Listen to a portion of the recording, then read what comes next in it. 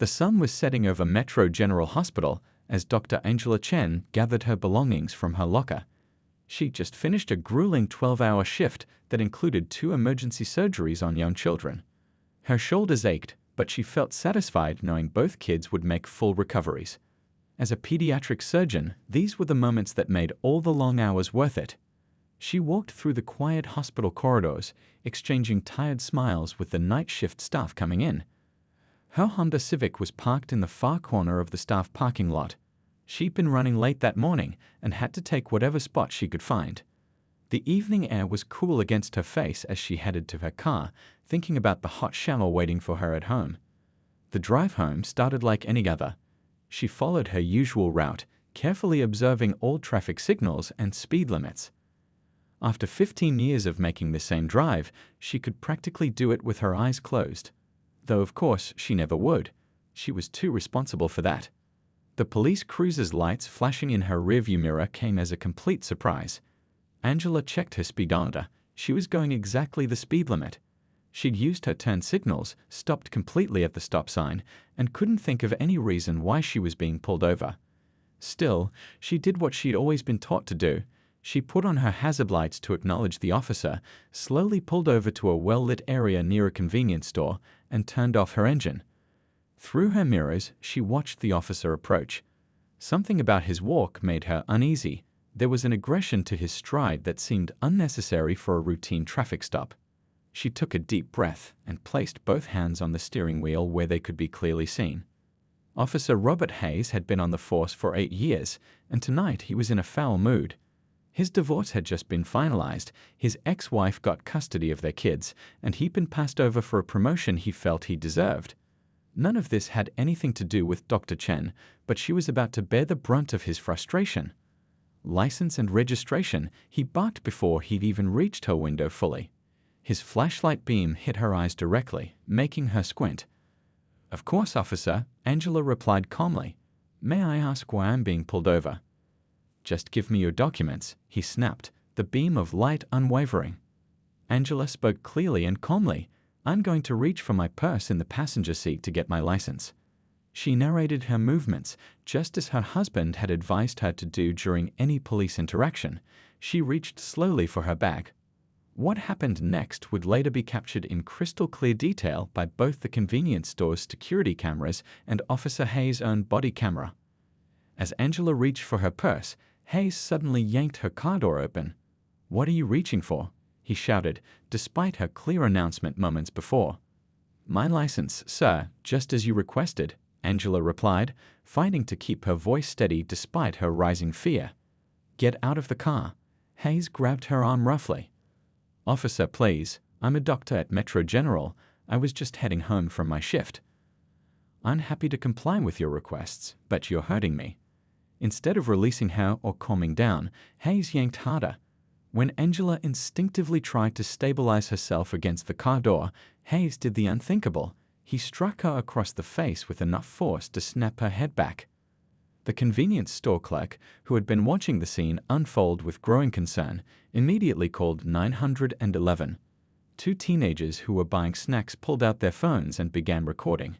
Within seconds, the awful incident was being captured from multiple angles. Angela tasted blood where her lip had split. Her medical training kicked in, and she remained as still as possible, knowing that movement might provoke more violence. Her thoughts went to her husband, who was probably wondering why she wasn't home yet. Her husband, Thomas Chen, who happened to be a federal judge known for his work on civil rights cases. Officer Hayes had no idea who he'd just assaulted. He didn't know about Judge Chen's dedicated work fighting against police brutality. He didn't know about the network of civil rights attorneys who had dinner at the Chen's house every month. He didn't know that his victim was not only a respected pediatric surgeon, but also had connections throughout the city's legal system. Most importantly, he didn't know that this one moment of unchecked rage would not only end his career, but would become a catalyst for real change in the department. As Angela Chen sat there, her face throbbing, she wasn't thinking about revenge. She was thinking about all the others who had faced similar treatment but didn't have her resources and connections to fight back. She decided, in that moment, that this incident would have to mean something more than just one bad officer facing consequences. The wail of approaching sirens filled the air. Help was coming, but this was just the beginning of a story that would rock the entire police department to its core. The next few hours passed in a blur. Angela Chen sat in the emergency room of her own hospital, this time as a patient instead of a doctor. Her colleagues fought back their anger as they documented her injuries, the split lip, the bruising on her face and arm, the slight concussion from how hard her head had hit the car door. Every photo, every medical note was another piece of evidence. The young convenience store clerk, Louis, had done more than just call 911. He'd made sure the security footage was properly saved and had already emailed it to himself as a backup. The two teenagers who recorded the incident, Penny and David, stayed to give statements to the responding officers, who were visibly uncomfortable when they learned the identity of the victim. Word traveled fast in legal circles. By the time Thomas Chen arrived at the hospital, he'd already received dozens of calls and messages from fellow judges, attorneys, and civil rights advocates. The sight of his wife's bruised face stopped him cold in the doorway. For 20 years, he'd presided over cases involving police misconduct, but seeing it happen to his own wife made everything devastatingly personal. "I'm okay," Angela said softly, reaching for his hand. "But we need to make this count for something." Thomas squeezed her hand, his mind already working through the legal strategy. "Officer Hayes is still at the precinct," he said. "He's claiming you made a sudden movement and he felt threatened." Angela would have laughed if her face didn't hurt so much. "The videos show everything. He never even told me why he pulled me over." The hospital room soon became an impromptu command center. Detective Grace Wong from Internal Affairs arrived, her face grim as she watched the videos. "This isn't Hayes' first incident," she revealed, flipping through a thick file. "But he's always managed to avoid serious consequences." "Not this time," Thomas said quietly. His calm tone belied the determination in his eyes. Back at the police station, Officer Hayes was beginning to realize the gravity of his situation. The chief of police had arrived, unusual for this time of night, and the looks he was getting from his fellow officers told him something was very wrong. "Do you have any idea what you've done?" the chief asked, his voice tight with controlled anger. "The woman you assaulted is Dr. Angela Chen. Her husband is Federal Judge Thomas Chen." Hayes felt the blood drain from his face. Everyone in law enforcement knew Judge Chen. His rulings on police accountability had set precedents across the state. But it wasn't just Hayes who was sweating. As Internal Affairs dug deeper, they found a troubling pattern. Multiple complaints against Hayes had been filed over the years, but they'd been buried or dismissed. Supervising officers had failed to act. The department's training protocols were outdated, and their system for tracking problem officers was inadequate. The local news stations were already running the convenience store footage. Social media was exploding with the teenagers' videos. But something was different about this case. Instead of the usual defensive stance, the police department was facing unprecedented pressure from within its own ranks. Several veteran officers came forward, tired of having their own reputations tarnished by officers like Hayes. "We've got to clean house," one sergeant told Detective Wong. "This isn't what we signed up for." At the hospital, Angela was finally ready to go home. As Thomas helped her gather her things, she stopped him. "I don't want just Hayes," she said. "This has to be bigger than one officer. We need to fix the system that let him get away with this behavior for so long." Thomas nodded. He'd already received calls from several civil rights organizations offering support. State legislators were reaching out, wanting to discuss police reform bills they'd been trying to pass for years. In the parking lot of the convenience store where it all happened, community members had started gathering. But this wasn't an angry mob. These were people bringing flowers, leaving notes of support, talking to each other about how to turn this moment into lasting change. Louis, the clerk who'd first called 911, was still there after his shift ended. He'd given dozens of interviews, telling reporters, "I just did what anyone should do when they see something wrong. We can't just stand by and watch." As night turned to early morning, the Chen household became a hub of activity. Legal pads filled with notes covered the kitchen table. Phones rang constantly. Community leaders, fellow judges, reform advocates, everyone wanted to help. Angela sat quietly in her favorite armchair, holding an ice pack to her face. She watched her husband coordinating with attorneys, her mind drifting to all the patients she'd treated over the years who'd faced similar violence but didn't have her resources or connections. "We're going to make this right," Thomas promised, catching her expression. "Not just for you, but for everyone." Angela nodded carefully, mindful of her headache. She was a healer by profession, and now she had the chance to help heal something much bigger than physical wounds. Tomorrow, they would begin the real work of turning this terrible incident into meaningful change. But for now, she just held her husband's hand, grateful for the support system that would help them fight this battle. Throughout the city, people watching the news felt something different about this case. It wasn't just another headline about police brutality, it was a moment that could lead to real transformation. The question wasn't if change would come, but how much change they could achieve. The morning after the incident, Detective Grace Wang sat at her desk in the Internal Affairs office, surrounded by stacks of files. She'd been at work since dawn, pulling every complaint filed against Officer Hayes over his 8-year career. What she found made her stomach turn. "Look at this," she said to her partner, sliding a file across the desk.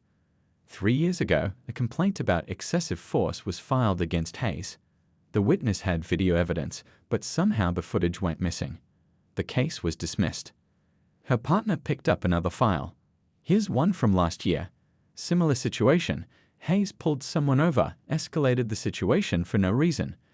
The complaint mysteriously disappeared until now." As they dug deeper, a disturbing pattern emerged. It wasn't just Hayes. There was a whole network of supervisors and fellow officers who had helped cover up his behavior. Some had looked the other way, while others had actively helped bury complaints. At the police station, the atmosphere was tense. Officers who had once stood by Hayes now avoided eye contact with him. Some were worried about their own roles in hiding his past misconduct. Others were angry that his actions had brought scrutiny to the entire department. The chief of police hadn't slept all night. His office had been flooded with calls from the mayor's office, the media, and community leaders. As he reviewed Hayes' personnel file, he realized his own responsibility in this mess.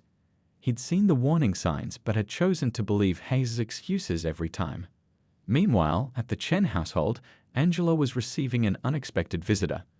Mrs. Rivera, an elderly woman from the community, had asked to speak with her. She clutched a manila envelope in her trembling hands. 2 years ago, Mrs. Rivera began, her voice shaking. "Officer Hayes pushed my grandson against a wall during a routine traffic stop. We filed a complaint, but nothing happened. We had photos, witness statements, everything. But they told us there wasn't enough evidence." Angela listened, her heart heavy, as Mrs. Rivera shared her story. She wasn't the only one. Throughout the day, more people came forward. Each had a similar story about Hayes or other officers like him. Some brought documentation, others had videos they'd been too afraid to share before. Thomas Chen spent the morning meeting with civil rights attorneys. They spread documents across their dining room table, building a case that went far beyond one officer's actions. They were exposing a system that had protected bad behavior for years. "Look at these statistics," one attorney said, pointing to a chart. Complaints against officers dropped dramatically after body cameras were introduced. But in Hayes' case, his camera mysteriously malfunctioned during several incidents. Nobody questioned it. Back at Internal Affairs, Detective Wang received a call from an unexpected source. A former police academy instructor wanted to talk about Hayes. "I flagged him during training," the instructor revealed. "He showed signs of anger management issues, but my concerns were dismissed. They said we needed more officers on the street, and he could handle it." The local news stations were having a field day. They'd gotten hold of some of Hayes' previous complaint files and were running special reports. But unlike previous police misconduct stories, they were focusing on the bigger picture, how the system had failed to stop a problem officer despite numerous warning signs. Social media was buzzing with more videos. People who had encountered Hayes began sharing their own footage, some from years ago. Each clip showed the same pattern of aggressive behavior and unnecessary escalation. By afternoon, the mayor called a press conference. Standing at the podium, sweating under the bright lights, he announced the formation of a special task force to investigate not just Hayes, but the entire department's handling of misconduct complaints. "This isn't about one officer or one incident," he declared. "This is about ensuring our police department serves and protects all citizens equally." In her office, Detective Wong received another crucial piece of evidence. A former desk sergeant had kept his own private records of complaints against Hayes and other officers, complaints that had never made it into the official system. "I knew someday someone would need these," the sergeant explained. "I couldn't be part of the cover-up anymore." The evidence was mounting, but it wasn't just about building a case against Hayes anymore. Each new piece of information revealed another crack in the system, another failure of accountability. Angela spent the afternoon meeting with police reform advocates, sharing her medical perspective on the impact of police violence. Her face was still bruised, but her voice was strong as she spoke about the patients she'd treated, people who'd faced similar violence but had been afraid to report it. "This has to stop," she told them. "Not just for me, but for everyone who's been silenced by fear." As evening approached, Detective Wong stood in front of her evidence board, connecting threads between cases. Hayes' photo was in the center, but surrounding it were pictures of supervisors who'd ignored complaints, officers who'd corroborated his false reports, and administrators who'd helped bury evidence. "This isn't just about removing one bad officer," she told her team. "We're looking at a complete overhaul of how the department handles misconduct." The day ended with a community meeting at a local church. People from all walks of life packed the pews, sharing stories and discussing solutions. Angela and Thomas sat quietly in the back, listening as speaker after speaker stood up to demand change. "We're not here for revenge," one community leader said. "We're here for reform. Real, lasting change that ensures this never happens to anyone else." As they drove home that night, Angela turned to her husband. "I never wanted this spotlight," she said softly. "But maybe we can use it to make things better." Thomas squeezed her hand. The investigation was just beginning, but already it was clear that Hayes' actions had cracked open a door that could no longer be closed. The truth was coming out, and with it, the chance for real change. 1 week after the incident, the police department faced its biggest crisis in decades. The morning began with Detective Wong presenting her findings to a packed conference room. Department heads, city officials, and legal representatives sat in tense silence as she laid out the evidence. "Over the past 8 years," she explained, pointing to a timeline projected on the wall, "Officer Hayes had 37 complaints filed against him. Only 3 made it into his official record. The others vanished into what we're calling the black hole of departmental paperwork." The chief of police, looking 10 years older than he had a week ago, slumped in his chair as Wong continued. She revealed text messages between supervisors discussing how to handle complaints against Hayes. There were emails showing how dashcam footage had been conveniently lost after controversial incidents. "But here's what's most concerning," Wong said, clicking to the next slide. "Hayes isn't an isolated case. Our investigation has uncovered similar patterns with 12 other officers currently on the force." The room erupted in whispers. The mayor, who had insisted on attending the presentation, looked like he might be sick. Meanwhile, across town, Angela Chen was back at work, despite her husband's concerns. Her patients needed her, and sitting at home dwelling on the incident wasn't helping anyone. Her bruises had faded to a dull yellow, but patients and colleagues still winced when they saw her face. "Dr. Chen." A young nurse caught her in the hallway. "There's someone who wants to speak with you." In the waiting room sat Officer Rita Thompson, a 20-year veteran of the force. She twisted her hat in her hands nervously. "I've been wanting to come forward for years," she said quietly. "I saw things, did things, kept quiet when I should have spoken up. I can't live with it anymore." Thompson's testimony would prove crucial. As a respected veteran officer, her detailed account of the department's toxic culture carried weight. She described how newer officers were taught to protect each other at all costs, how whistleblowers were subtly punished with bad shifts and dangerous assignments. Back at Internal Affairs, Detective Wong's team had set up what they called the Truth Room. The walls were covered with photos, documents, and sticky notes connecting years of misconduct.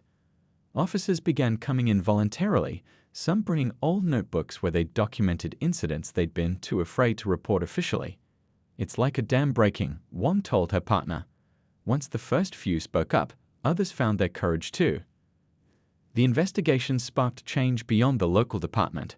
State legislators, seeing the public outrage, fast-tracked police reform bills that had been stalled for years.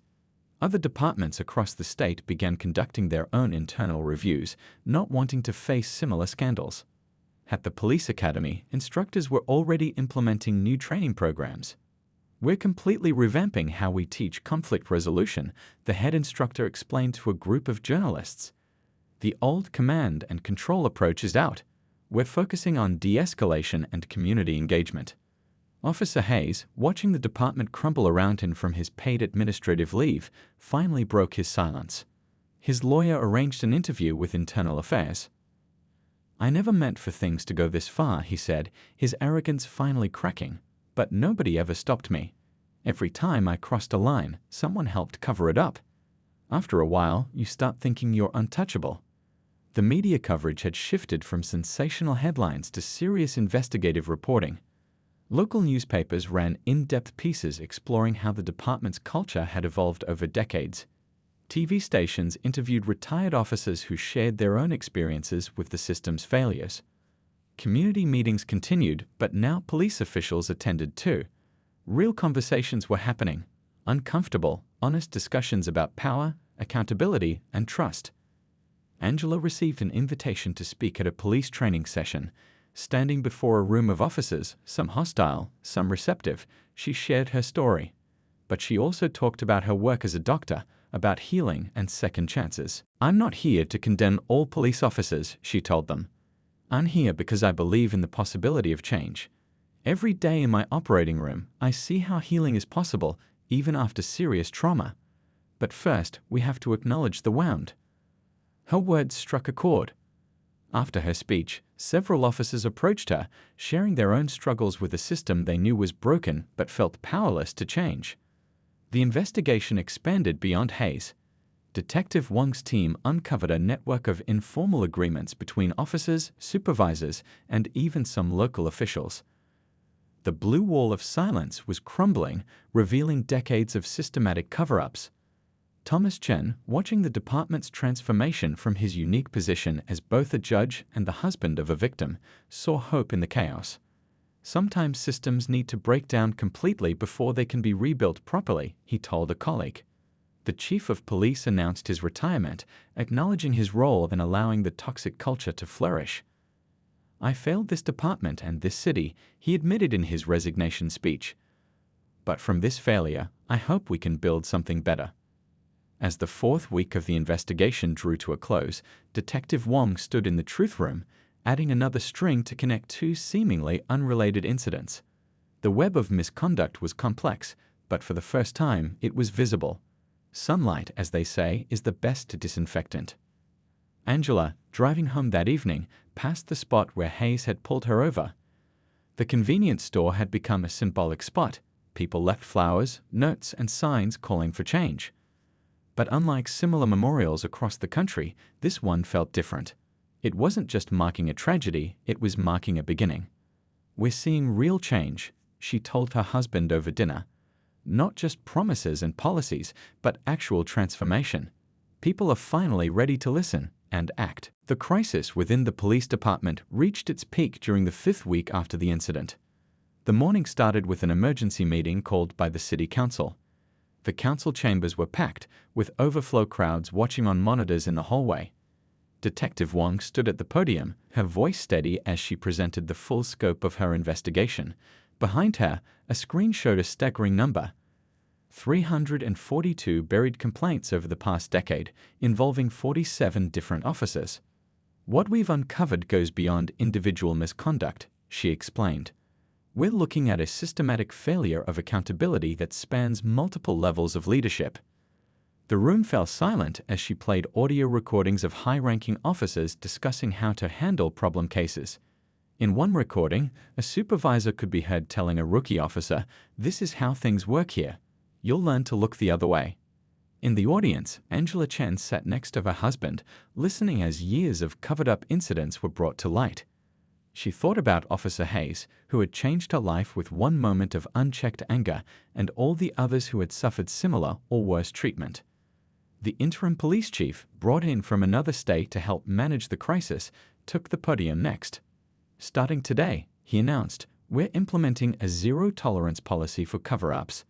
Any officer who helped hide misconduct will face the same consequences as the officer who committed it. Several veteran officers shifted uncomfortably in their seats. The old system of protecting their own was crumbling, and not everyone was happy about it. Back at the precinct, the changes were already visible. Officers who had once been untouchable found themselves under scrutiny. The Internal Affairs Office, once a quiet corner of the department, buzzed with activity as more officers came forward with information. It's like watching dominoes fall, Detective Wong told her partner as they added another name to their investigation board. Each confession leads to 3 more cases we didn't know about. The department's crisis sparked a nationwide conversation. News crews from major networks camped outside the police station. Other cities sent observers to learn from what was happening, hoping to prevent similar situations in their departments.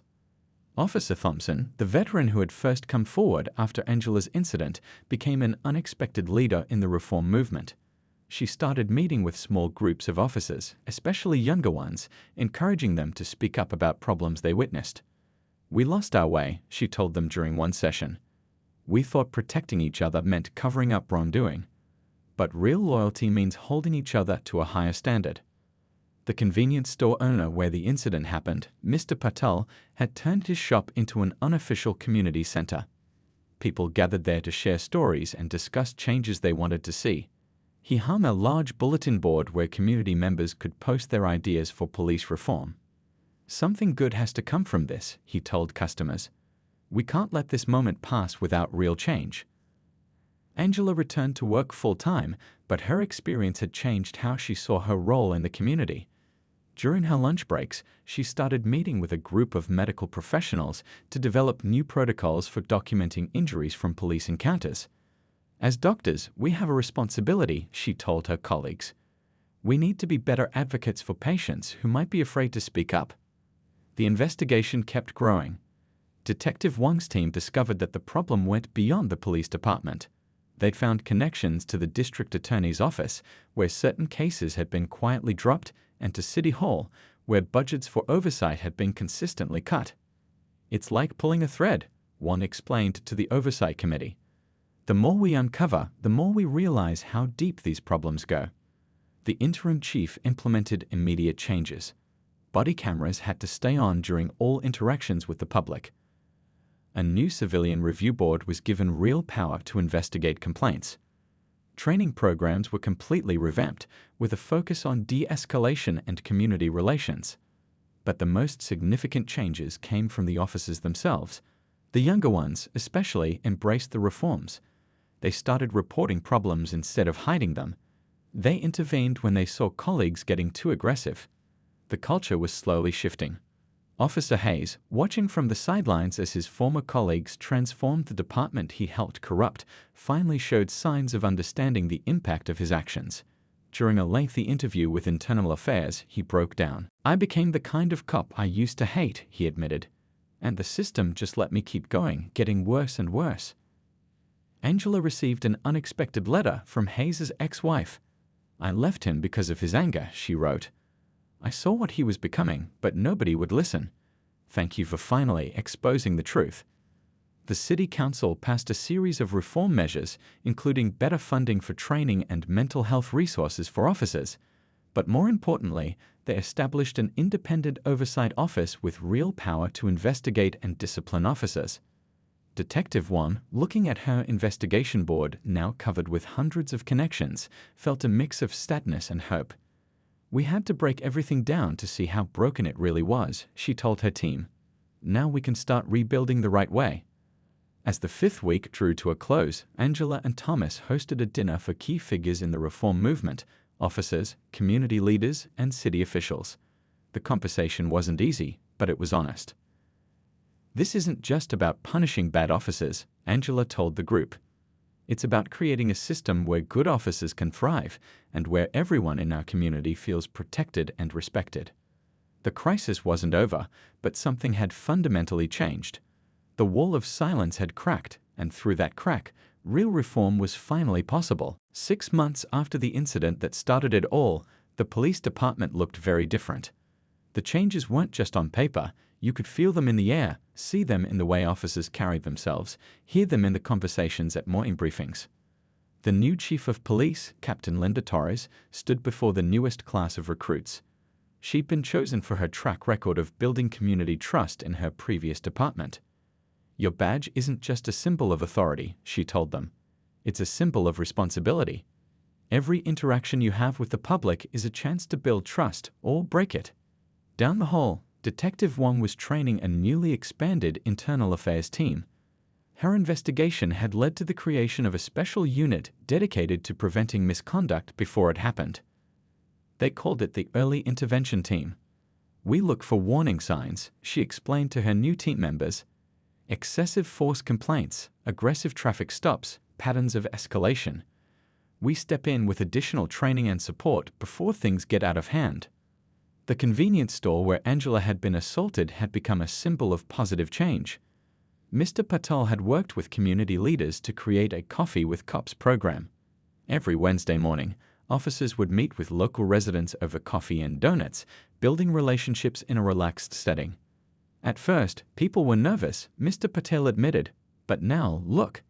He gestured to the small crowd in his store, where two patrol officers were chatting with elderly residents about recent car break-ins in the neighborhood. Angela's return to full-time work at the hospital came with a new role. She'd been appointed to lead a committee that worked directly with the police department on medical response protocols. They were developing new guidelines for handling medical emergencies during police encounters. "We're breaking down the walls between departments," she explained during a training session. "Police officers need to understand medical perspectives, and medical professionals need to understand police procedures." The reforms weren't just local anymore. Other cities sent representatives to study what they called the Chen model of police reform. It wasn't just about new rules and oversight, it was about changing the entire culture of policing. Officer Thompson, who had become a key figure in the department's transformation, now led the new officer support unit.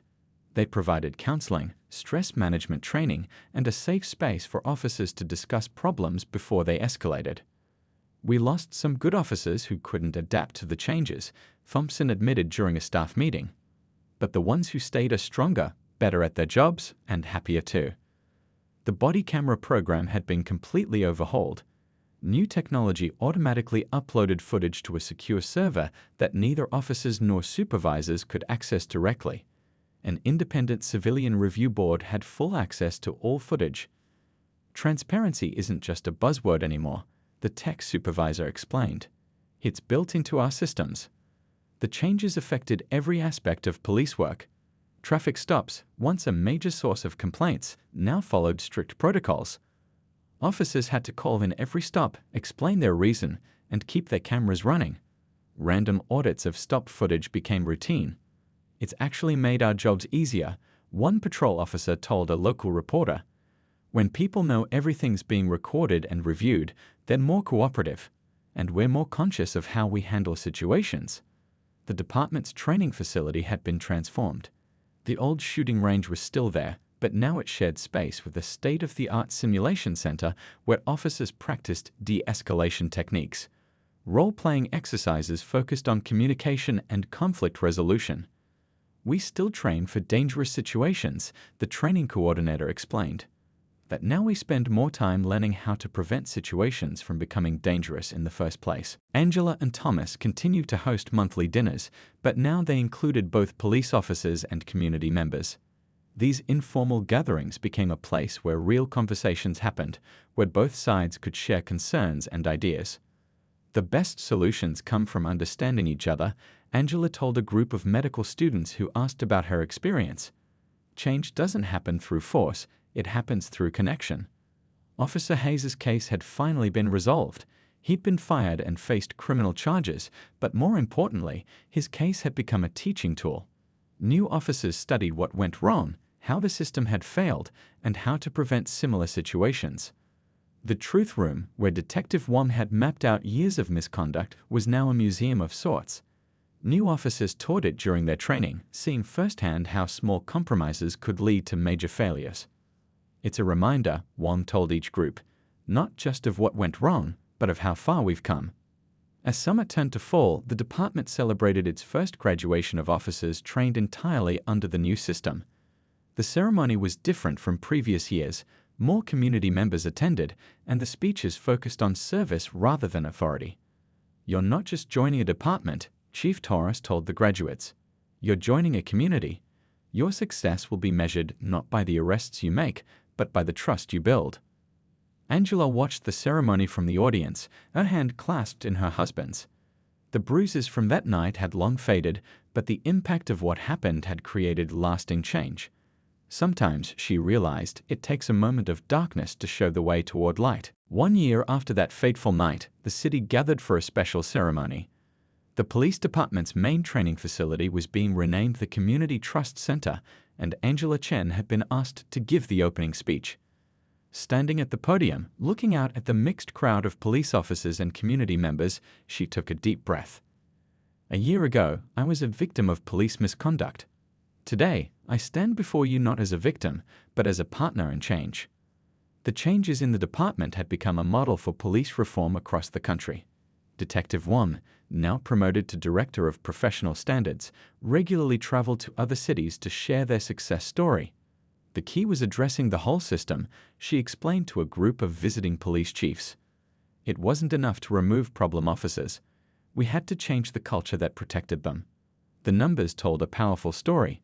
Excessive force complaints had dropped by 78% in the past year. Community satisfaction with police interactions had risen to record levels. Officer morale, despite initial resistance to change, was higher than it had been in decades. "We're doing better work now," Officer Thompson told a group of rookies during their orientation. "When you have the community's trust, everything about the job becomes easier." The convenience store where it all began had been transformed. Mr. Patel had worked with the city to create a small community center in the space next door. Police officers and residents used it for meetings, youth programs, and community events. "Something bad happened here," Mr. Patel said, arranging chairs for the evening's community meeting. "But look at all the good that came from it." Thomas Chen had seen changes in the courtroom too. Cases involving police misconduct were handled differently now. The new transparency policies meant that evidence was readily available and officers were more likely to report problems themselves. "We're seeing a different kind of case now," he told his fellow judges. "Instead of cover-ups and denials, we're seeing accountability and reform." The Chen model of police reform had spread beyond their city. State legislators had used it as a template for new laws. Police departments across the country sent observers to learn from their experience. Angela's role had evolved too. She still performed surgeries and saved lives at the hospital, but she also taught at the police academy. Her course, Medical Perspectives on Use of Force, had become mandatory for all officers. Understanding the human body helps officers make better decisions, she explained during a class. "When you know exactly what damage excessive force can do, you're more likely to find alternatives." Officer Hayes' story had become a cautionary tale, taught to every new recruit. But it wasn't just about one officer's misconduct anymore. It was about the system that had enabled him and how that system had been transformed. The new Civilian Oversight Board had real power now. They reviewed body camera footage regularly, conducted surprise inspections, and had the authority to recommend disciplinary action. More importantly, officers had come to see them as partners in maintaining high standards, not adversaries. "We're all on the same side," Chief Torres often said. "We all want safe communities and trusted police officers." The department's mental health program, started by Officer Thompson, had become a model for other cities. Officers had regular check-ins with counselors, and seeking help was seen as a sign of strength, not weakness. "We can't help our community if we're not taking care of ourselves," Thompson told a group of veterans. "That old tough-it-out mentality nearly destroyed us." One of the most significant changes was in how the department handled mistakes. When officers reported problems or admitted errors, they were met with support and solutions, not punishment and silence. "We're not looking for perfect officers," Chief Torres explained at a community meeting. "We're looking for honest ones who learn from their mistakes." The city's crime rates had dropped too, though not because of aggressive policing. Community trust had led to better cooperation, more tips, and more crimes prevented before they happened. Angela and Thomas still hosted their monthly dinners, but now they needed a bigger venue. What started as small gatherings had grown into community forums, where real problems were solved and real connections were made. "This is what justice looks like," Thomas said one evening, watching officers and residents working together to plan a youth outreach program. Not just punishing wrongdoing, but building something better. A year after the incident, the city felt different. The tension that had once existed between police and residents had been replaced by something new, not blind trust, but a working partnership based on mutual respect and accountability. As Angela finished her speech at the ceremony, she looked out at the faces in the crowd. Officers, community members, city officials all gathered together. "What happened to me was wrong," she said, "but what we built from it was right. We showed that change is possible when we have the courage to demand it and the wisdom to work together." The applause that followed wasn't just for her words. It was for everyone who had helped transform a moment of injustice into a movement for change. As people filed out of the ceremony, talking and laughing together, it was clear that while the old wounds had healed, the lessons would never be forgotten.